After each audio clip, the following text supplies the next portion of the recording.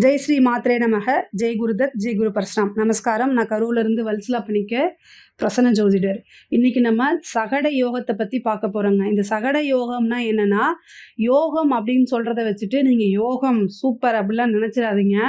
சகட யோகம்ங்கிறது அவ்வளோ நல்லது கிடையாது, சிறப்பான ஒரு இது கிடையாது. இது என்னென்னா, குருவும் சந்திரன் இந்த 2 கிரகங்களுடைய பொசிஷன் ஒருவருக்கு ஒருவர் எப்படி இருக்காங்க அப்படிங்கிறத வச்சு தான் இந்த சகட யோகத்தை கணிக்கிறாங்க. அதாவது குருவும் சந்திரனும் சேர்ந்திருந்தா குருச்சந்திர யோகம்னு சொல்லுவாங்க. ஆனால் இந்த சகட யோகம்ங்கிறது குருவும் சந்திரனும் 2-12 இருக்கிறது, அதே மாதிரி 6-8 இருக்கிறது. இது மாதிரி இருந்துச்சு அப்படின்னா சகட யோகம்னு அர்த்தங்க. அதாவது உங்களுடைய ராசியில் எங்கே வேணால் குருவும் சந்திரனும் இருக்கணும். ஆனால் அந்த ராசியோ லக்னமோ எதுவுமே கணக்கு கிடையாது. சந்திரனில் இருந்து எத்தனாவது இடத்துல குரு இருக்காரு அப்படிங்கிறத நீங்கள் பார்க்கணும். சந்திரனில் இருந்து என்னணும் 1, 2, 3, 4, 5, 6 அப்படின்னா 6ல் குரு இருக்காரா அப்படின்னு பார்க்கணும். குருவிலேருந்து 8ல் தான் கரெக்டாக சந்திரனிலேருந்து 6ல் குரு இருக்கும்போது கரெக்டாக 8ஆம் இடத்துல தான் சந்திரன் வருவார். சந்திரன் குருவிலேருந்து எண்ணிங்கன்னா 8ல் வருவார் சந்திரனை.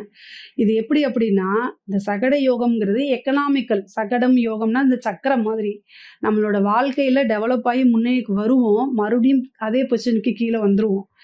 அதாவது ஒரே ஸ்டாண்டர்டான நிலைங்கிறது இருக்காது. அதுதான் சகட யோகம்னு சொல்கிறது. எக்கனாமிக்கலாக நம்ம ஒரே ஸ்டாண்டர்டு நிலைமைனா மேலே மேலே முன்னேறி போகணும்னு தானே நம்ம விரும்புவோம். ஆனால் இந்த சகட யோகம் இருந்துச்சுன்னா அப்படி போகவே விடாது.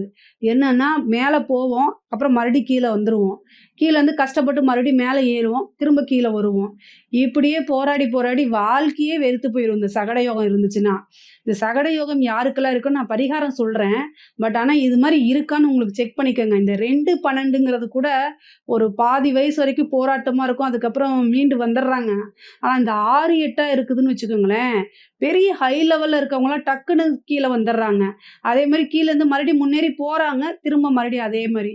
உங்களுக்கு சாப்பாடுன்னு வச்சுக்கோங்களேன், பழைய சோறு சாப்பிட்டுட்டு இருக்கீங்க, நல்ல ஹை ரிச்சான ஃபுட்டு பிரியாணின்னு வச்சுக்கோங்க சாப்பிட்றீங்க, அப்புறம் மறுபடியும் கீழே பழைய சோத்துக்கே வந்தால் எவ்வளோ கஷ்டமாக இருக்கும். அது மாதிரி தான் எக்கனாமிக்கல் வைஸாக ஒரு ஸ்டாண்டர்டான நிலையை இந்த சகட யோகம்ங்கிறது கொடுக்காது. அதுக்கு நீங்கள் என்ன பண்ணணும் அப்படின்னா, ரொம்ப ரொம்ப சிம்பிள். சகட யோகம் இருந்துச்சுன்னா யானை முடி மோதிரம் போட்டுக்கோங்க, அது ரொம்ப நல்லது.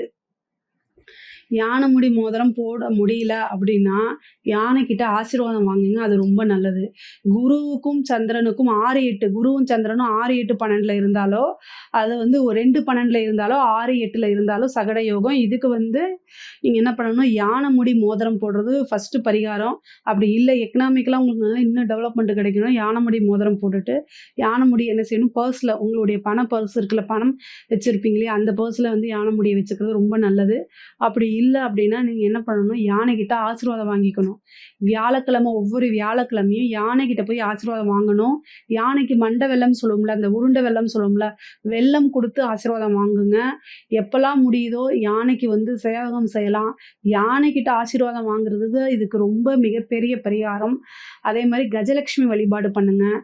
யானை அப்படின்னாலே அங்கே போய் நீங்கள் வணங்கி அதுக்கு ஏதாவது கொடுக்கணும். அதுக்கு தீனி இருக்கு இல்லைங்களா, அது கொடுக்கறது. அதே மாதிரி கணபதி வழிபாடும் பண்ணுங்க. கணபதி வழிபாடை விட இதுக்கு பரிகாரங்கள்ங்கிறது யானைக்கு இது மண்டவெல்லாம் கொடுக்கறது தான் உத்தம பரிகாரம். அதே மாதிரி யானை முடி மோதிரம், அதை யானை முடி பர்ஸில் வச்சுக்கிறது, இதெல்லாமே சிறப்பான பரிகாரங்கள். அதுக்கப்புறம் யானைக்கிட்ட ஆசீர்வாதம் வாங்குறது. யானை இருக்கக்கூடிய கோவில்களுக்கு உங்களால் செல்ல முடியலன்னா ஒரு தடவையாவது யானை இருக்கக்கூடிய கோயிலுக்கு போய் ஆசீர்வாதம் வாங்கிட்டு நீங்கள் என்ன செய்யலாம், யானை முடிய மோதிரமாக செஞ்சு போட்டுக்கோங்க. இது சிறப்பான பலன்கள்.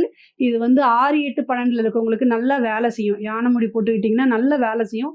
எக்கனாமிக்கலாக அப்படியே க்ரோ ஆகி போகக்கூடிய அமைப்பை ஏற்படுத்தி கொடுக்கும்.